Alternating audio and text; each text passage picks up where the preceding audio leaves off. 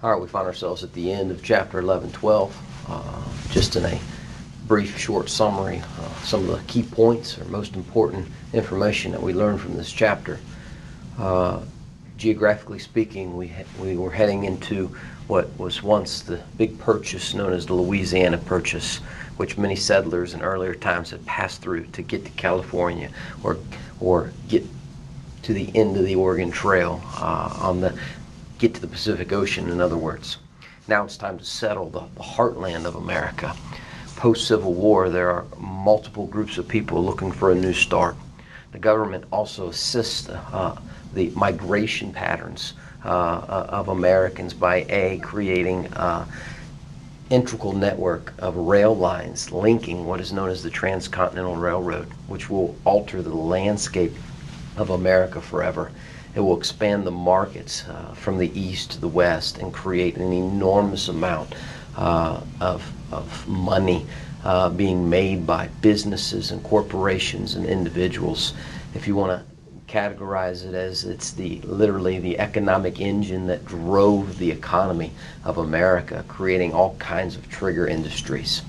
We also know the Homestead Act provided for the first time opportunity for not just white landholding males to own land, but women to own land, their own homesteads for the first time, and African Americans, freed African Americans from the South, being able to have a chance to have their own homestead as well.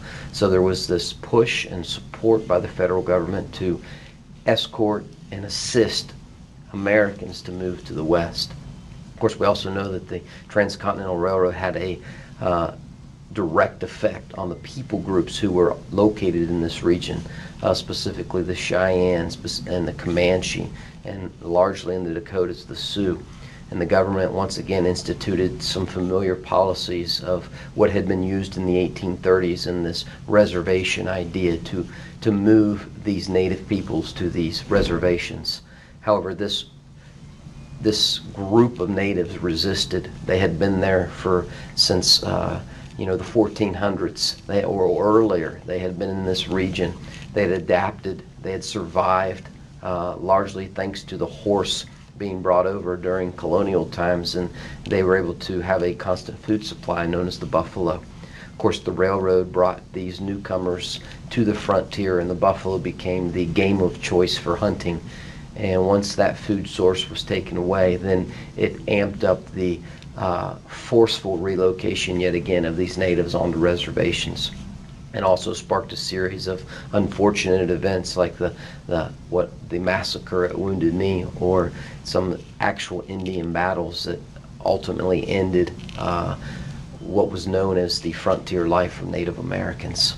We also know that in the West there was multiple strikes of gold, nothing like we saw necessarily in 1849 in California.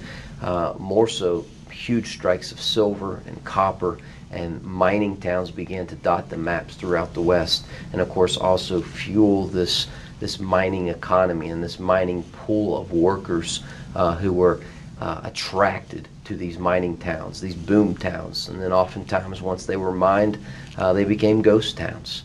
We also know that there was some epic adventure, some new defining moments of characteristics and American national identity that were developed in the West, whether it be the saloons that enticed the traveling cowboys, or the Pony Express that delivered mail throughout the West, or the legendary cowboy who herded cattle down long drives to the market, to where the railroad lines would link cars that could take the cattle back to the East Coast. This became an epic storyline that actually ended up in what were called dime novels. They were reading little books that kind of gave a heroic, maybe not so true, adventurous tone to what frontier was life was like in the West.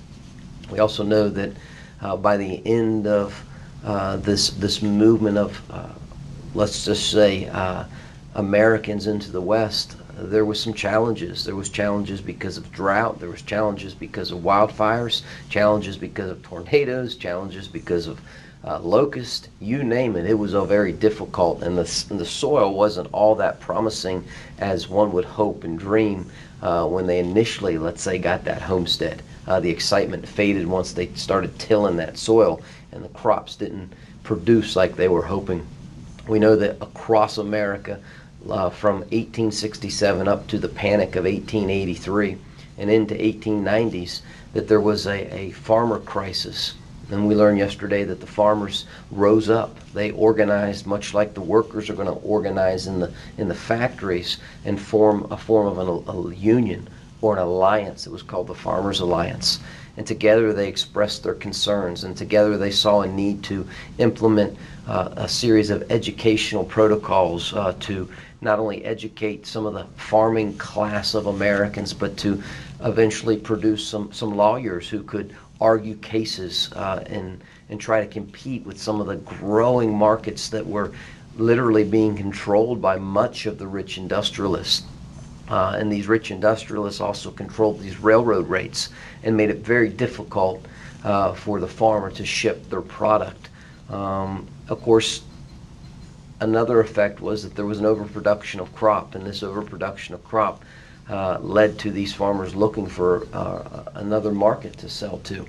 And of course, the railroad rates at this point, or the grain storage elevator fees, were so outrageous, or they were reserved for the industrialists who could afford to pay extra and could afford to, minimalize or marginalize the farmers. Well, the farmer crusade grew. It was one of the largest base farm movements in American history throughout the West, throughout the South, throughout parts of the Midwest, or even throughout parts of the North. There were farmer alliances known as the Grange that pressured their states to enact Granger laws so that, interstate commerce and certain rates would be more of an equal, that they wouldn't have to compete with the rich industrialists. We also know that eventually this large base farm movement morphed into a political party. It was called the Populist Party. They represented what was the popular sentiment of the time period. Eventually, by 1896, they, with one failed national candidate, James B. Weaver, in 1892, they hitched their wagon and joined up with the Democrat leader, or let's say Democrat nominee, named William Jennings Bryan. And they championed a platform of ideas that actually, as we'll see in future chapters, become not only part of the U.S. Constitution, but become part of the American identity. Their ideas and some of their proposals in their platform are going to be ever-changing for the American society.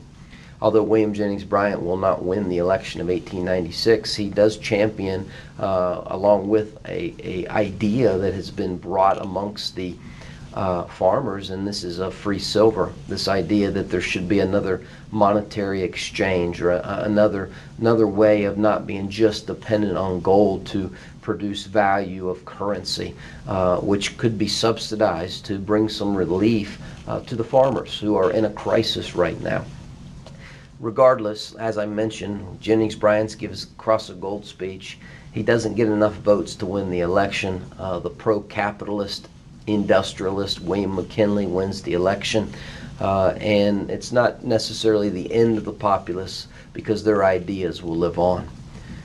As we round up this chapter, we now will turn to the next chapter, and we will head to mainly the northern Midwest and the northern part of the country to see the rise of corporation and the rise of industrialists known as robber barons.